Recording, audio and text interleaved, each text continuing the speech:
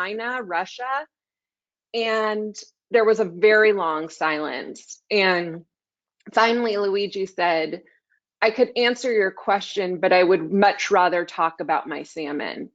And at that point, Ralph Langner, who was sitting next to me, who basically had spent his career identifying and warning companies that their factory floors, that their most critical industrial systems and operational systems were vulnerable to cyber attacks, just exploded. And he said, Nicole, these men are selling, essentially the weapons of war, and they have no idea what they're doing or how badly this will end. And then he turned back to Luigi and he said, but go ahead and tell us about your fucking salmon. And I told the story of that dinner because to me, it really exemplified how difficult it has been for journalists to penetrate the zero-day market. The zero-day market is a gray market where governments are not regulators, they are customers. A lot of these deals are done in stealth, in secrecy. They're locked up in non-disclosure agreements, and increasingly they're rolled into classified cyber offensive programs.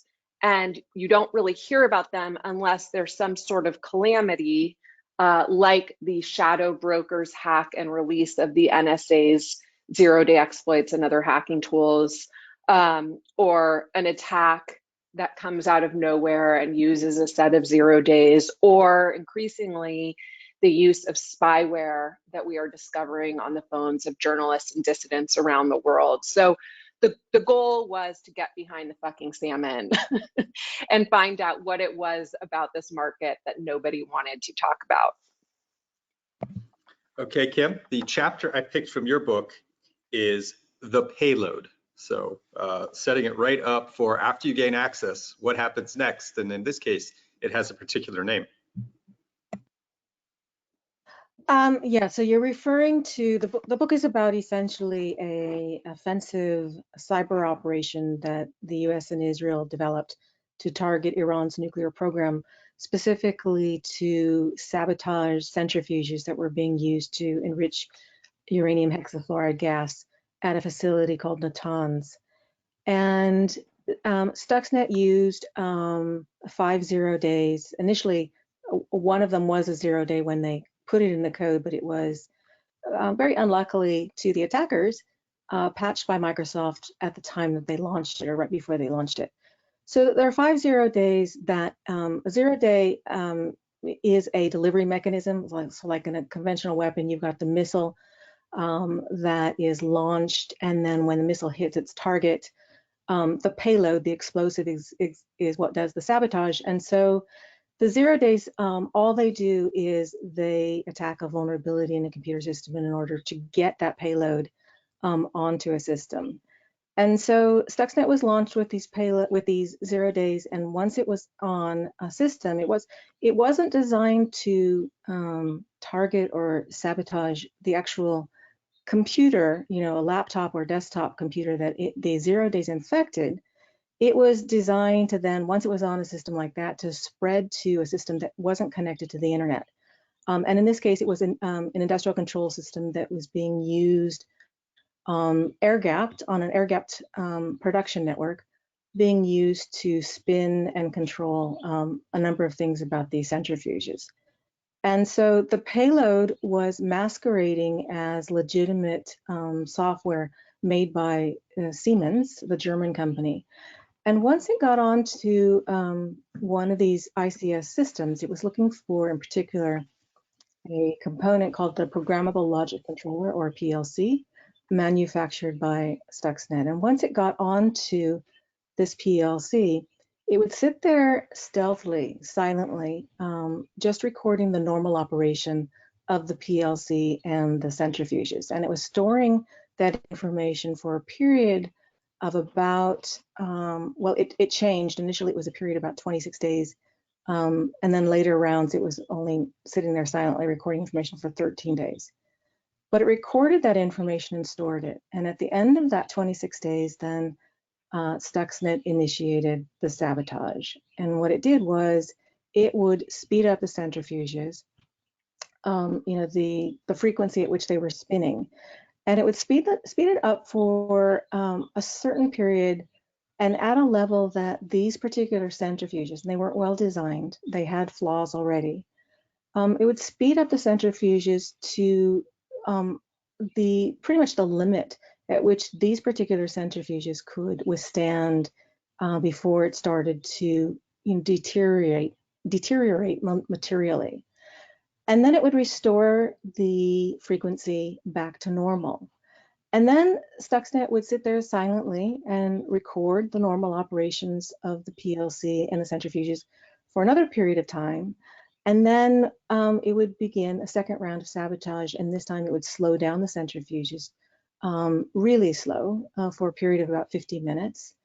And the entire time that it was conducting this sabotage, it would then pull out that data that it recorded during that stealth period, the data that recorded the normal operation of the centrifuges in the PLC, and it would feed that data back to the operator station.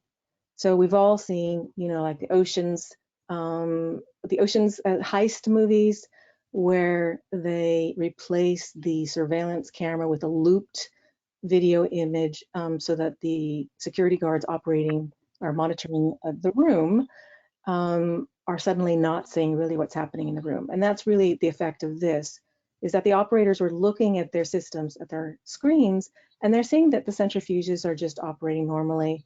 The pressure is normal, the heat is normal, the speed is normal. And so Stuxnet had two different payloads. One of those payloads increased and decreased the speed of the centrifuges, as I discussed, and a different version of Stuxnet would close the exit valves on the centrifuges. So what happens is the gas gets poured into the centrifuges. The centrifuges are spinning at sort of supersonic speed, separating the isotopes that are needed for nuclear fission from the isotopes that are not needed. And then the gas is supposed to then get scraped out of the centrifuge into a second set of centrifuges where it's further enriched. But in this case, Stuxnet was closing sort of certain numbers of the valves, so the gas would just keep pouring into those centrifuges, but it couldn't get out. And what happens in that case is that the gas is increasing, or the pressure is increasing. And when the pressure increases, that gas will eventually start to solidify. And when it solidifies, it catches on the rotor that's spinning inside the centrifuge. And that rotor then starts hitting the inside wall of that centrifuge. And it's going to start scraping metal off of that centrifuge. And it's going to be a really loud sound when it does that. So the aim here was not one-time catastrophic damage. The attackers weren't looking to explode centrifuges and create, a lot of destruction. The aim here was incremental damage over time. And so when you're speeding up and slowing down centrifuges, when you're increasing that pressure inside the centrifuge, what you're doing is you are ruining the centrifuges themselves and the rotors. You're also ruining gas, because if it starts to solidify, then it's no longer gas. And you're wasting limited supplies that Iran had. They had a limited amount of uranium hexafluoride gas that they had obtained illicitly in order to enrich, and they had a limited amount of material to create new centrifuges. So the point was to buy time for diplomacy to work. And it worked, because for 3 years, the technicians in Iran were having problems with the centrifuges, but really couldn't pinpoint what that was. Okay, thank you for the introduction. And again, the two books are This Is How They Tell Me the World Ends by Nicole Perlroth and Countdown to Zero Day by Kim Zetter. So let's start with, back to you, Nicole. What do you see as the role of press in this industry? That's a great question. There's so much great research that comes out of the cybersecurity industry. So much of our journalism is based on that research. And so where I see our role most of the time is actually as translators to readers, whether it's the lay audience at the New York Times, translators to policymakers, contextualizing this research a lot of the time is critical, because the research itself usually doesn't offer that context. You know, it was really only in doing my book that I was able to pull my head up and take a look around. You know, we are often writing these one-off stories, and occasionally we'll dig in and do a TikTok of an attack, like Kim did so beautifully and masterfully with Stuxnet, or like the Saudi Aramco attack that happened a couple of years later, or the Ukraine power outages, or some of the Chinese cyber espionage campaigns. But rarely do we pick our heads up and look around at the geopolitical landscape and what the eventual impact is from these cyber attacks. And I think that is really where the value of the journalist comes in. You know, usually you see a security firm like FireEye write a report on one APT group or one set of vulnerabilities, like the Pulse VPN 0 days that were just identified and then publicized and ultimately attributed back to several APTs. But what does it mean? What does this all mean? And I think that is really the job of the journalist. And in covering these ICS attacks in particular, it's a really big challenge, because you're walking this tightrope between, you know, not scaring the crap out of everyone, but also saying, hey, wait a minute, these attacks are getting more visceral. There are more groups out there conducting them. They are being conducted, at least this year, more frequently using 0 days, unknown flaws in the code. They are being conducted from inside the United States, you know, from inside the House, where intelligence agencies like the NSA can't look.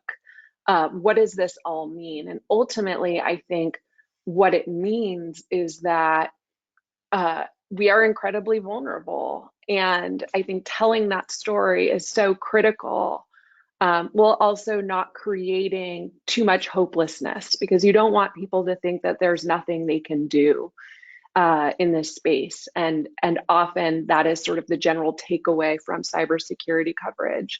And so it's a very fine line that we have to walk as cybersecurity journalists. And it's even harder to walk that line when you are communicating with people, in my case, who read the New York Times and might have an email address, but they've never heard of a 0 day before. They might have heard of Stuxnet, but for the most part, they don't really want to hear about cybersecurity problems. And so, one of the most annoying things that you can hear as a journalist in this realm is something I heard yesterday when I talked to the CEO of a major utility company in the United States. He said these attacks on ICS systems are the unreported story of the decade. And I just said they are not unreported. If you look around, we have been covering these attacks quite frequently, sometimes in my case on the front pages of the New York Times, but it's just not soaking in to the American consciousness in the way I think it needs to. And that is also the biggest challenge. Is how do we tell these stories in a way that don't make people's eyes roll to the back of their heads, and keep them paying attention, but also leave them with the feeling that there are actionable steps they can take, that our economy needs to take, that businesses need to take, that journalists need to take to protect themselves. And Kim, your perspective on the role of press? Well, it's hard to add much to that. I think that she expressed that really well. I think that the issues are, a lot of times the frustration for journalists is getting attention to the issues that need to get attention to while not, hyping them. But quite often, as Nicole is pointing out, people don't get the message until something is hyped. And unfortunately, then they get the wrong message. And we see also a problem quite often with lawmakers on Capitol Hill. They don't understand the technology. They'll read a headline and not necessarily the story, or they'll read a story and they don't understand the nuances of it. So even if you're careful as a journalist in trying to provide context and trying to, explain what the issues are, and there are real issues here, while not, making it sound, direful, That's not always what the reader comes away with. And so quite often you will put a lot of effort into writing a nuanced story, and then you see people on Capitol Hill talking about taking down the power grid for months. It'll cause death. We need to launch cyber warfare against any perpetrators.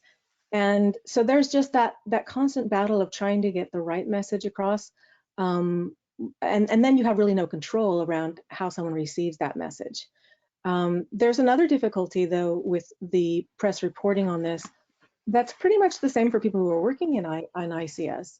And that is, a lot of times we can never get to the bottom of what happens. And so what you get is sort of an initial report about something that's occurred, and then you might never get any follow-up. You might never hear anything further. And that's sort of two reasons for that. In one case, it can be simply that the information gets hushed, and we just don't learn about it any further, although that's our job as a journalist to try and get to that information anyways. But quite often it's that there is no more information to be had. You'll come in with a forensic investigator and look at systems. And many of these ICS systems don't have good monitoring and good logging. And so even if something has happened, you can't necessarily trace back to what exactly has happened. ICS is behind sort of regular IT infrastructure in that kind of security, in that kind of monitoring. They have fewer resources on these networks, fewer personnel.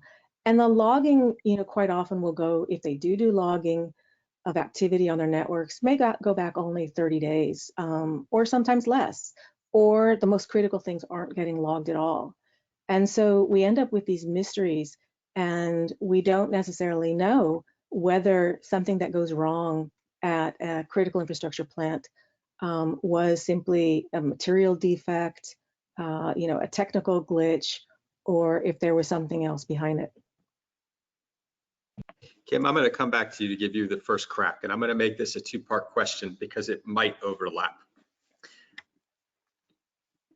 The InfoSec community, of course, are the subject matter experts that best understand this, but we often have the challenge in our community that we have nerds who speak nerd speak, unfortunately, to people who don't speak nerd speak, and a lot of what the press does is translate that.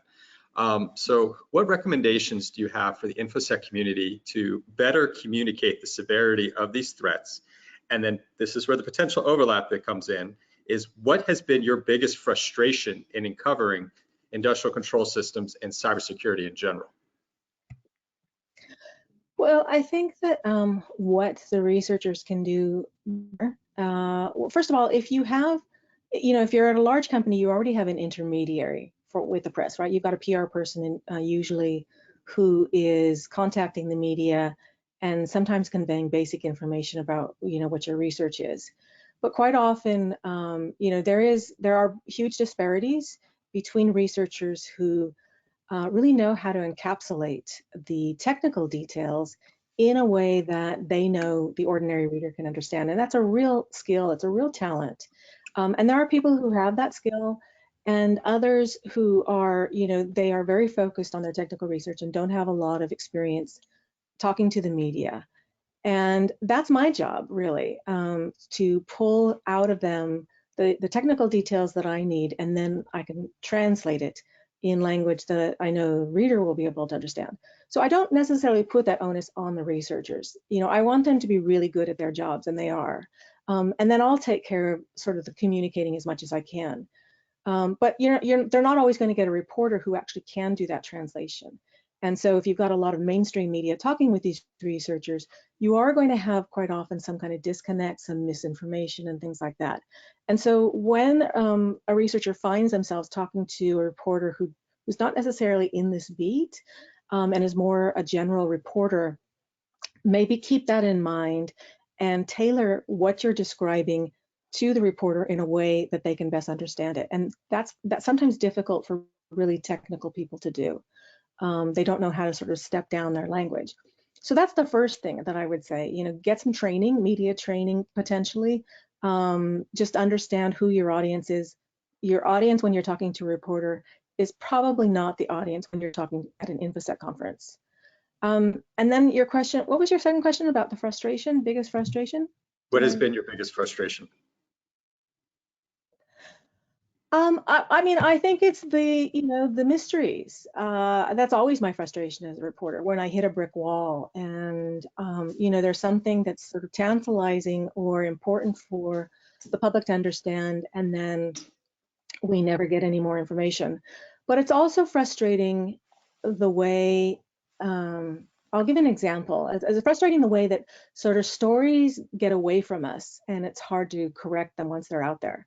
There was a story out of Germany not that long ago about a ransomware attack that took out a medical clinic or a hospital. And the initial stories that came out indicated that investigators were looking at whether a woman who died during that attack might have died because of that ransomware attack. And all it was saying was that there was, investigators were looking at a potential link between those two. And everyone missed the caveat. And so everyone sort of jumped to the conclusion. I mean, if this was a case, if it did happen, it was important, and it would have meant that it was the first case that we had of a ransomware actually sort of having the consequence of death. And when I tweeted it, I put that caveat: we don't know anything that's happened, we don't know the final details, and I suspected they were probably going to find out that there was no connection. And that was the truth. I mean, but it happened sort of a month or two later. The official investigation revealed that there was no connection. The woman had life-threatening medical condition. She was being transported to another surgery, but she was going to die anyway. And that's been missed entirely. People sort of miss the follow-up stories. And so I see at conferences now where people are talking about this incident and they're still labeling it as the first ransomware incident that actually caused death. And so that's sort of something that I want people to be more careful about, that the initial stories quite often are not the final story. And before you spread information about something, go back and see if there's been follow-up reporting on something, see if the story has changed. And, really in the InfoSec community, particularly, try to do your part to not spread that misinformation further. Nicole? Okay, repeat the question. Yeah, sure. I was listening to Kim's answer, so I'm forgetting what the initial question was. So the two questions, which can have overlap. How can the InfoSec community improve on adequately communicating the severity of the threat? And then what has been your biggest frustration in covering the industrial control system and cybersecurity community in general? Oh, well, I think I sort of alluded to this previously, which is that sometimes the information security community, this is part of the culture, and also I think just an innate trait of people who sort of take things apart and nitpick for a living, is there is a big myopic nature to the ICS InfoSec community in particular. And I think it would be more helpful for people to kind of lift their heads up and look for patterns or just trend lines or through lines from attack to attack. It was really only when I was in Ukraine, actually, a year and a half after NotPetya, that the Ukrainian forensics investigators who had dug into the NotPetya attack and also the Black Energy power outages, et cetera, said to me, it's only in going back to the forensics that we developed a theory here, which is that everything we've seen on our networks is sort of the scientific method in action. We see Russian hacking units trying one method here and trying a tweak on that method over here, almost like they're conducting a controlled experiment. And actually their theory, and I don't know if I share this, and it would be interesting to hear from experts in the field, but their theory on the ground in Ukraine was that the NotPetya attack was ultimately a way to wipe evidence of these prior tests and probes, And their theory there was that everything that they were seeing in Ukraine was a test kitchen for some future Russian attack somewhere else, potentially on the United States, using access that Russian hackers already had. And I had never heard that stated so succinctly before, that pulled on all these threads from different attacks to say, wait a minute, ultimately, this is what we think they're doing here. And I thought that was a very useful perspective. And I think, unfortunately, in the ICS community, there is a tendency to just stick to the code of one attack. And we all want to be very careful not to overhype these things. But I think ultimately there's a lack of storytelling in pulling these threads together that I think would go a long way in communicating the severity of the threat to the American public. And I think that storytelling and larger perspective has been lacking for a long time. And when you try as a journalist to add that larger perspective, you often get beaten up and bludgeoned on Twitter for it, for right or wrong. But I think what we are trying to do often as journalists is to bring in that context and perspective. And I think, again, it would just go a long way in getting people to pay attention to what has been happening. And here I'll just stick to an example. If you just look at the attacks that were conducted a few years ago, the hacks of some nuclear plants in the United States, Wolf Creek in Kansas, it wasn't that bad, right? They got into the enterprise network, they got into the business network, but they never got into the OT network. They never got into the operational systems that could have caused, the cyber equivalent of a Fukushima type event.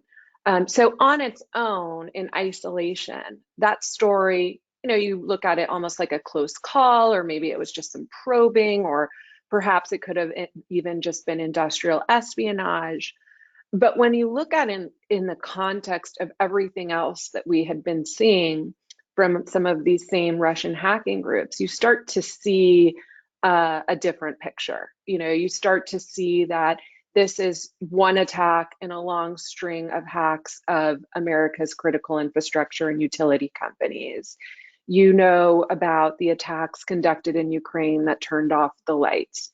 We know about NotPetya. We know that Russia has not been deterred for the most part with sanctions and indictments.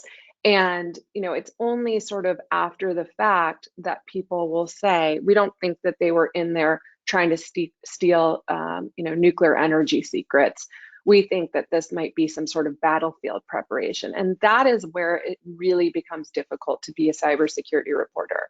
Because taken together, you start to get a very different picture of everything that's happening. Well, at the same time, you don't want to overhype it and overstep what has been happening on American critical infrastructure networks. And so you're constantly walking this tightrope between trying to offer that larger perspective that will get policymakers and the public to care and see that the place this is going to is not ideal, to put it mildly. But at the same time, you don't want to freak everyone out into thinking that there's going to be an explosion or a nuclear leak tomorrow, because when you just look at the forensics of that one incident at Wolf Creek, they didn't get that far into the network. But, when you step back, you start to see that there is a larger through line here. Well, on that, balancing, the daily onslaught that we're constantly, there's always something happening. It's typically just a question of when we discover that it's been happening. And in the last few months, a lot has been happening. What is that coverage bar that you decide that something needs to go into an article, into a book, or be covered at all? Is that one for me? Yes, ma'am. Right back to you. Well, it's gotten harder and harder. There was a period where I could cover every single attack or hack or vulnerability report. But it got to be the cop beat, breach at Home Depot, news at 11. It got to a point where it was like shootings where you can't cover every single one. So suddenly you have to develop this bar for yourself of what will I cover and what will I not cover. And unfortunately, these days, usually the bar is at, is this a nation state attack? Is this a new kind of vulnerability that has not been previously exploited? Is this a proof of concept vulnerability, or is this something that we're really seeing exploited actively in the wild? Is this something that policymakers and a general lay audience will benefit from? Or is this something that can stay in a security research report that will go out to CISOs and admins, IT admins all over the country? These are sort of all of the questions we ask ourselves. And ransomware is a particularly good example these days. I used to be able to cover a lot of ransomware attacks, but now it's just its own sort of digital pandemic. They're happening all the time. And so you really have to pick which ransomware attacks you cover. So the attacks that I end up covering are things like the ransomware attack at the University of Vermont Medical Center earlier this year that went so far that cancer patients couldn't get their chemotherapy treatments because the records of who should be delivered what had been completely obliterated in the attack. Or the recent ransomware attack on the DC Police Department, where they were threatening to release informant lists. And I wish we could say that there's a perfect algorithm or formula we use, but unfortunately, there's so much happening every single day. Just in the last 3 months in particular, you really have to pick and choose. And I don't know if I always get it right, but it's just become impossible to cover everything. Kim, your thoughts on how you put that coverage bar down? Yeah, I mean, when I first started covering this, we had days where you're looking around for a story, right? Your quiet days, and there's a long time between incidents, and you're actually trying to find a story, and that doesn't exist anymore in cybersecurity. It is just an inundation of threat intel is kind of sort of a new addition. Well, not addition. It's been around for about a decade now, and has only expanded. And you're getting research reports daily, 2 or 3 of people coming out with new findings, and a lot of them are nation state. Actually, I get more nation state stuff now than I get criminal stuff. And a lot of it is repetitive. Some of it is advancing it at a very sort of small scale. And it's all really important for the information security community because it's including IOCs and it's including a lot of new information that people need, to have that bigger picture that Nicole is talking about. All of this incremental research is really paramount for the people that are, in the trenches fighting all of this. But for our readers and for journalists, we do have to sift through and find the ones that sort of advance that bigger story and, tell us something new. Is it a new technique? Is it a new player? All of those things. And so that really is the bar. Now there are reporters who are, covering, all of the major breaches that come out. And that's all really valuable because obviously, the consumers that are affected by that need to know, and quite often they're not going to learn about a breach of their data from, the company that's holding the data. So all of that daily reporting of breaches is still critical. And I think that's, it's really helpful that we actually have such a large pool of reporters covering cybersecurity now, because we can have reporters who are covering those daily stories that need to be told, and then reporters that are, maybe digging into certain incidents more deeply, and then reporters that are focusing on that policy issue, and then reporters who are trying to, wrap it all together and tell the story. And all of that's been really a positive development in journalism coverage of InfoSec and of ICS. So I'm going to ask a big question, and Kim, you get to go first here. Crystal ball, prognostication, looking out the next 5 years, what's one good thing and one bad thing that you think might happen? And of course, you get the prerogative to name and shame as much as you like.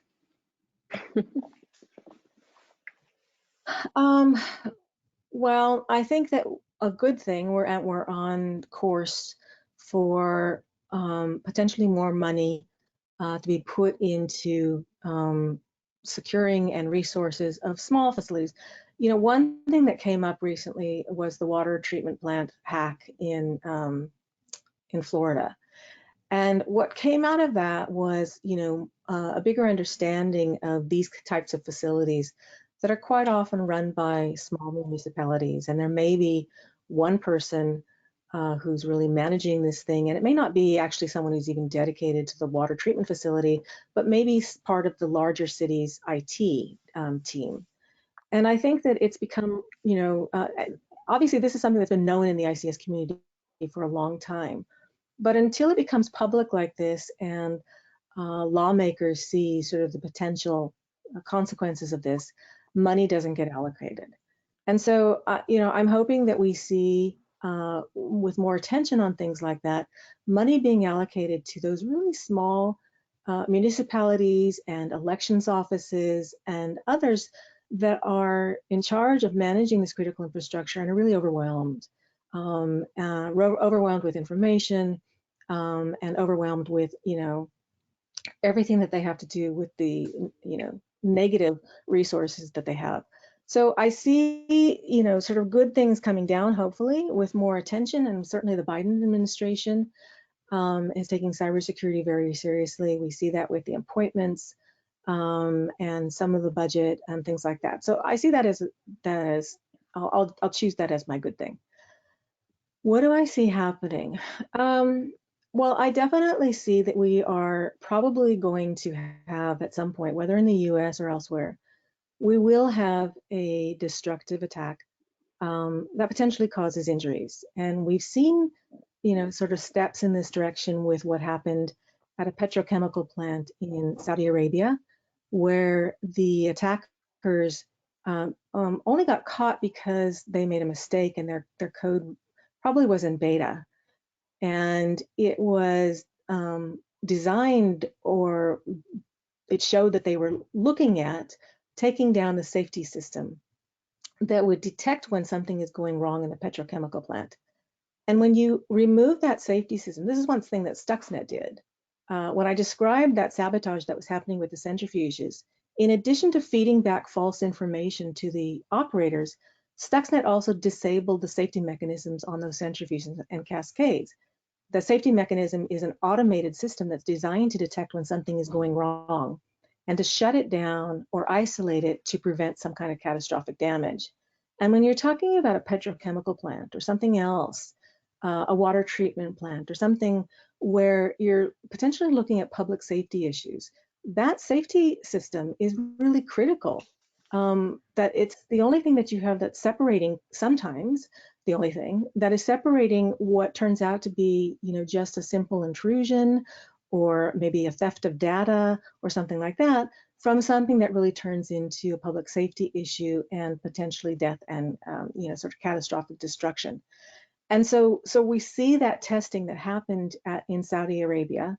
It was caught because they, you know, they messed it up, and the safety system actually did work the way it was supposed to do, and their code actually caused it to shut down. So that was a good thing, and that's what alerted people to investigate that and figure out.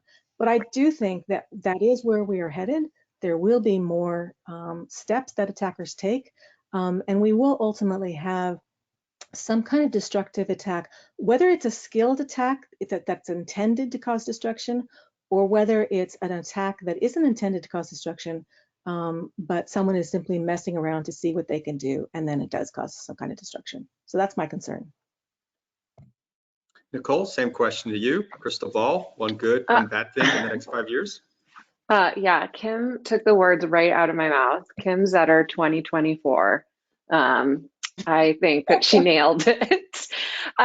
You know, one good thing. Well, you know, Kim really nailed it. I think there's a lot of things that haven't been done that are the bare basics in cybersecurity, both in government and in critical infrastructure, that just have not, for whatever reason, gotten done.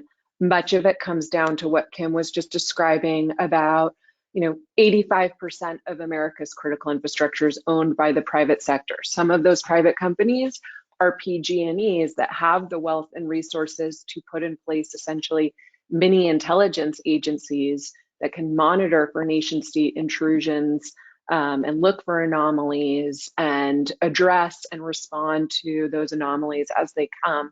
But most of them are these small municipalities like the one in Oldsmar, Florida, that was just hit by a hacker. We still don't know who increased the level of lye in the water. And that facility is more common than not. You know, some of these facilities are lucky if they have even one person on staff, let alone someone who is well versed in security and can really make sure they have sophisticated multi-factor authentication schemes in place. So I think that that has become paramount, and policymakers are aware of this, and never more so than in the wake of SolarWinds, which, by the way, did make it into some ICS systems, and with this water treatment hack in Florida.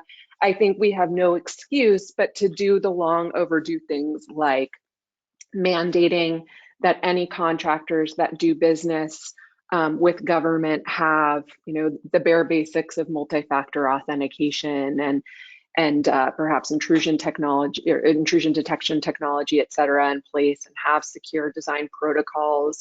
And I do think we're going to see some grants come down to state and local governments to improve their cybersecurity. And I think that some of these companies will have no excuse anymore but to implement these best practices. So I think that's good news. I also hope, and this is probably you know, too much to ask these days, is that we might actually get to a place where we'll think about creative market incentives for companies to implement better cybersecurity practices, like tax incentives for companies that subject themselves to real penetration tests, not just compliance checklists. And, you know, perhaps rules in place that you can't do business with the federal government if you don't subject yourself to that kind of audit. So I hope that that is the good. And like Kim said, you know, with the appointments that the Biden administration has made, there's a lot of hope there. You know, Ann Neuberger is excellent. Chris Inglis spent a lot of time at NSA, but actually my favorite quote in my book belongs to Chris Inglis. It was something he said a few years ago when he said, if we were to score cyber the way we score a soccer game, the score would be something like 462 to 450 20 minutes into the game. In other words, it's all offense, no defense. So even though he comes from NSA and comes from the offense side of the house, he understands that it's time for us to get down to the grueling work of defense. So there's a lot of optimism to be had there. On the bad, you know, I think one is just going to be ransomware. I think ransomware is coming for ICS systems. You know, there was an overlooked report, I think it was last year or maybe in 2019, done by Cyber Reason, which I think is an Israeli cybersecurity company that set up a honeypot to mimic a utility company. And it only took 2 days before ransomware groups had infiltrated their systems and were looking for the OT systems. You know, in other words, they got in easily to what appeared to be the business network, but they were seriously looking and trying to get into the critical controls to detonate their ransomware. You know, that is eye-opening. We heard about an attack last year, a ransomware attack on a gas pipeline facility that had to shut down operations for a couple of days. You know, there's a lot still that we don't know about that attack, but I suspect that won't be unique. And then on the nation state front, like I said, you know, when I sort of step back to look at what's been happening, I'm incredibly disturbed by the attack Kim just referenced, you know, in Saudi Arabia on Petro Rabai. You know, I covered that attack for the New York Times back when we didn't know who it was, just because it was so disturbing that someone had used 0 days to get into the safety locks at a petrochemical plant. And we didn't know who done it at that point. So I left it as sort of a mystery. And obviously the immediate suspect, given what we knew about the Saudi Aramco attribution, was Iran. but it ultimately ended up being a graduate research university in Russia. Similarly, we've seen these attacks, like the attack on the opening ceremony, or I should just say hack of the opening ceremony at the Olympics in Seoul, when people couldn't get their tickets to work. And so there were empty seats at the opening ceremony. Well, we all thought that was North Korea initially. Well, that also turned out to be Russia. And same with a French television station that was attacked by Russian hackers that took these television stations online and appeared to kind of put up this false flag that suggested it was ICS or some kind of Islamic fundamentalists who were to blame. And again, only later did we learn that this was Russia. So why is Russia launching these seemingly random attacks on, a petrochemical facility in Saudi Arabia? Russia maintains pretty friendly relations with Saudi Arabia. Why did they go after the Olympic ceremony? Well, maybe they were upset about the anti-doping regulations that had come down. Why would they go after a French television network? We still don't really have clear answers, but to me, it's only when you really step back that you see that they're sort of just playing around with the attribution. And so I worry about an attack that hits critical infrastructure, that potentially causes loss of life one way or another, that, it's not immediately clear who did it, or, we react too quickly against the wrong actor. And I think that miscalculation can lead to some serious escalation. And we've seen these close calls, when the Bowman Dam was penetrated, Michael Daniel, who was cyber czar at the time, told me he got that proverbial 3 a.m. phone call from John Brennan, then CIA director, saying, wake up the president, they're inside, Iran is inside the Bowman Dam. Well, it turned out there's 2 Bowman dams, and they thought they were talking about the one in Oregon that holds back the tsunami's worth of water. But in fact, this hacker from Iran was just bumbling about this, the Bowman Dam in Westchester County, which holds back like a babbling brook and was actually under repair, and there wasn't much damage to be had, whether he unleashed the gates or locks and gates at that dam or he didn't. But the point is, there could have been serious room for miscalculation and escalation there. Unfortunately, level heads prevailed, and they were able to do the preliminary forensics, which show that this wasn't an actual threat. But we've had a lot of close calls like that over the previous few years. With SolarWinds, fortunately, it looks like this was a traditional espionage campaign aimed at emails and strategy planning documents. But with the access that they would have had to certain networks and even some ICS systems, we can't rule out that this could have been a disruptive or destructive attack. And so, we're just sort of bumbling around right now, trying to understand everyone's motives. And I think attribution is still very difficult and creates these question marks. And I just really worry about that kind of miscalculation playing out in the form of some kind of escalating series of cyber attacks. We've got about 2 minutes left. I wish there was such a thing as simple questions or simple answers in this space. I'm going to co-opt SolarWinds as the new Stuxnet. And question to you, Kim. So this leads to, Nicole, from what you were just saying, to the Biden administration's reaction to where we did sanctions against Russia for SolarWinds, among other things. What red line are we drawing here, and what do you think this makes a difference? Are we really actively affecting deterrence? Yeah, I mean, this is the controversy right now. You'll find people on sort of both sides of that. And I agree with Nicole about that escalation issue. When you are declaring that SolarWinds is this kind of new kind of activity that merits sanctions, you're talking about something that actually isn't new. You're talking about something that the U.S. engages in on a regular basis at various levels, various degrees. And you are sanctioning someone for previously sanctioned activity. We allow espionage. It's an acceptable activity among nations. And so I saw efforts initially in press conferences by administration people and on Capitol Hill, where they seemed to want to zero in what the potential of that was, that it had the potential to cause some kind of destruction or disturbance. But we don't act based on potential of things. We act on actual facts.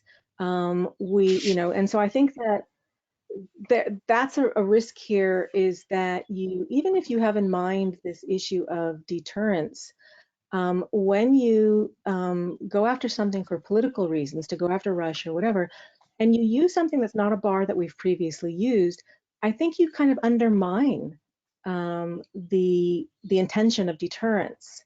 And you're also putting yourself in a position of being hypocritical, because when the U.S. then hacks the Kremlin or hacks government agencies, we are going to get that thrown back at us. And the U.S. has engaged in supply chain attacks themselves.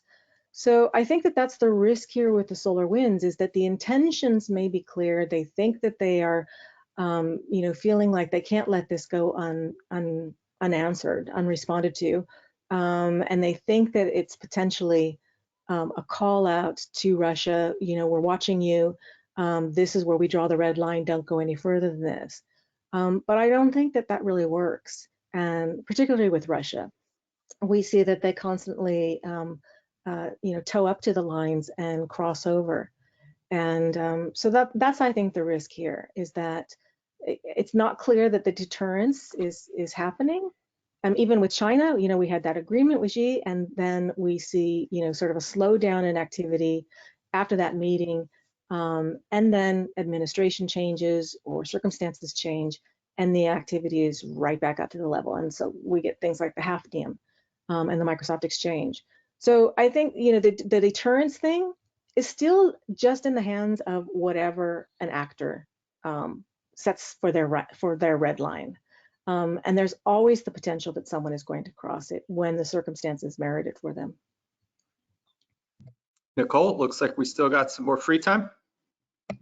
Yeah, I mean, I agree with everything Kim just said. One, and so I probably won't elaborate further, other than to say, one question as a reporter I would love to answer, but I think you can really only answer it if you are a fly on Vladimir Putin's wall, is this. We reported, my colleague David Finger and I reported a couple of years ago that Cyber Command, partly in retaliation for some of the Russian attacks on US energy companies' networks, had started hacking into Russia's electrical grid and making a pretty loud show of it. And when we went to the National Security Council before that story published, we were expecting some painful conversations with their government comms teams. But in fact, they said, we have no problem with you publishing this story. In other words, what they weren't saying was, we want it to be known that we are inside Russia's grid, because in effect, this is digital mutually assured destruction. And what I would love to know is whether those attacks had the effect of sort of diverting the SolarWinds attacks towards more traditional espionage, towards emails and strategy planning documents versus some sort of destructive attack, or whether it sort of directed them away from some of the potential opportunities to get into ICS systems. And I just don't know the answer to that, but that's a pretty tricky way of conducting deterrence. And I think we don't really have a good solution for how to deter our adversaries. Like Kim said, we've reached these agreements before, like we did with China on industrial espionage. And, by the way, we weren't comfortable making some agreement that we wouldn't conduct traditional cyber espionage because we didn't want to handcuff ourselves.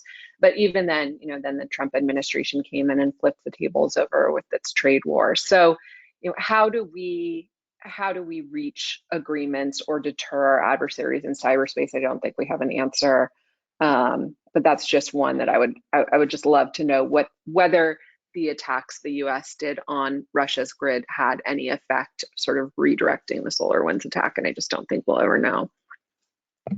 All right, appreciate both of you, Nicole and Kim, joining us today to talk about the press panel. Again, the books are by Nicole Perlroth, This Is How They Tell Me the World Ends, and by Kim Zetter, Countdown to Zero Day. Thanks so much, Bryson. Thanks, Kim. Thank you. Thank you. Thank you.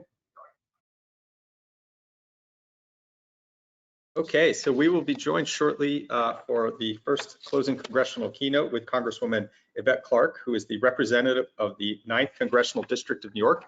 She serves as the chair of the Homeland Cybersecurity Infrastructure Protection and Innovation Subcommittee under the jurisdiction of the House Committee on Homeland Security and was the co-chair of the powerful Energy and Commerce Committee during the 116th Congress. Congresswoman Clarke is a graduate of Oberlin College and was recipient of the prestigious APPAM Sloan Fellowship in Public Policy and Policy Analysis. She received an honorary degree of Doctor of Laws honoris causa from the University of Technology in Jamaica and the honorary doctorate of Public Policy from the University of the Commonwealth Caribbean.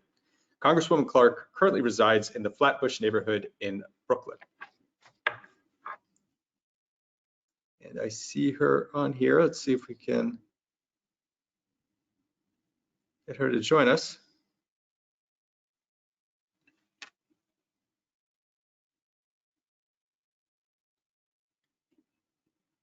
While her video is coming on, she'll be followed by Congressman Ted Lieu, and then our final keynote will be a fireside chat with Chris Inglis, who is the nominee for the National Cybersecurity Director.